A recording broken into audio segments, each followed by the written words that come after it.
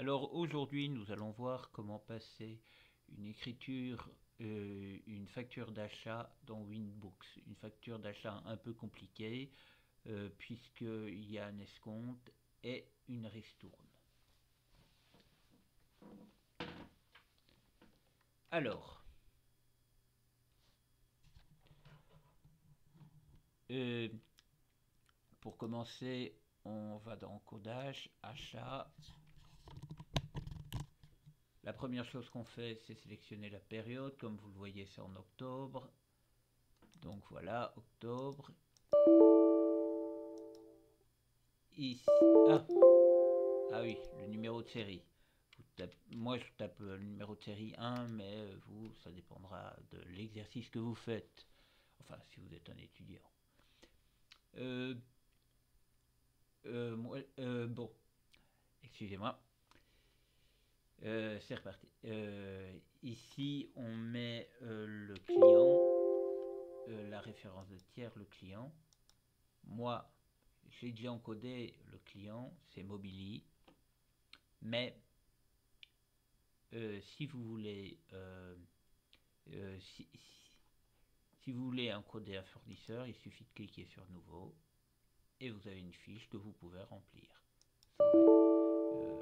Non, pas sauver, abandonner, vu que c'était juste pour montrer. Attends, non, non, non.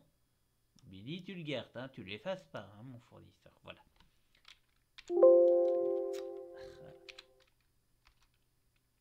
Ici, on tape la date, 15 du 10 2014, puisque j'ai la version étudiant qui est limitée à 2014. Ici, on tape le prix, TVA comprise, c'est-à-dire 7539 7539,23. Voilà. Et on va commencer à écrire. Bien. On voit qu'on a plusieurs articles. Chaise de bureau, bureau et armoire de bureau. Tout ça peut aller en 240. Mais si vous voulez être un peu plus précis et décimaliser votre plan comptable, le personnaliser un peu, vous pouvez faire nouveau et créer des fiches de nouveaux comptes. Voilà. Et c'est d'ailleurs ce que j'ai fait, puisque j'ai, comme vous le voyez, chaise de bureau, bureau, armoire de bureau. C'était pas là à l'origine, évidemment. Bon, alors je prends chaise de bureau pour commencer, sélectionner, et je ne tape pas le code TVA. Pourquoi? Parce qu'il y a un escompte. Bon, maintenant analysons un peu la facture. Nous voyons qu'il y a une ristourne de 10%. Deux choses. La ristourne de 10% et les emballages perdus pour bureau. Quand on travaille avec une classe 2, donc avec des immobilisés donnant lieu à des amortissements par la suite, on évite de travailler avec des comptes de classe 6. Ce n'est pas le cas si ça avait été des achats de marchandises qui auraient été classés au compte 6. Donc, ce que l'on va faire, c'est que pour les 10%, c'est 10% sur chacun des articles. Les chaises de bureau, les bureaux, les emballages perdus sur bureau et les armoires de bureau. Donc on va diminuer de 10% tout cela. Pour ce qui est des emballages de bureau, pour éviter d'avoir un compte de classe 6, on va le réinjecter dans bureau. Donc les emballages perdus seront amortis aussi. Ainsi. Donc voyons ça plus en détail. Ici, les prix d'origine. 1239,45 €, 3104,85 €, ça, 3104,85 €, c'est les 3098,65 € plus les 6,20 €.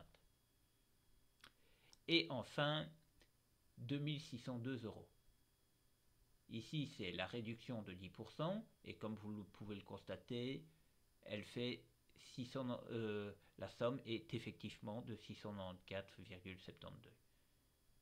Et ceci, c'est la base imposable qui va être encodée.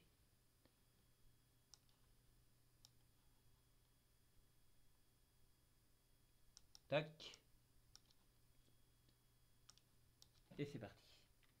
1115,51. Oh là, j'ai oublié 1. 1115,51. Tac, tac, tac.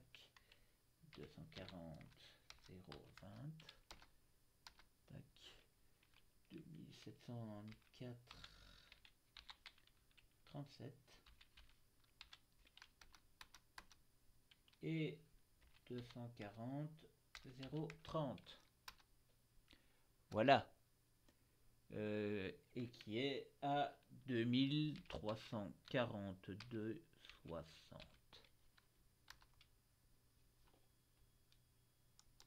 Et on constate évidemment que 6252,48 € correspond évidemment au... Ah, il y a une différence d'un cent, due probablement à un arrondi. Eh bien, je vais un peu tricher, je vais mettre 59. Oh, quoique... Ouf. Oui, allez, on va mettre 59 pour avoir exactement le même montant. Oh, ça n'aurait pas fait une grande différence parce que c'est une erreur d'arrondi d'Excel en fait. Et ici, on va taper les codes TVA. Les codes TVA, ils sont ici. Base imposable 21%. Alors, qu'est-ce qu'on va choisir? Pas marchandise, évidemment, mais bien investissement déductible à 21%. Et on va taper 6127,42. Et évidemment l'escompte qui nous calcule tout seul comme un grand et qui nous dit l'escompte c'est 125,05 €. Et magie, miracle, on retrouve ça sur la facture. Eh bien, la facture est de 0,0, total imputé 0,0. Donc la facture est équilibrée. Donc il ne reste plus qu'à enregistrer et ensuite à valider. Voilà, j'espère que cette première vidéo n'a pas été trop laborieuse. Voilà, j'ai fait ce que je pouvais.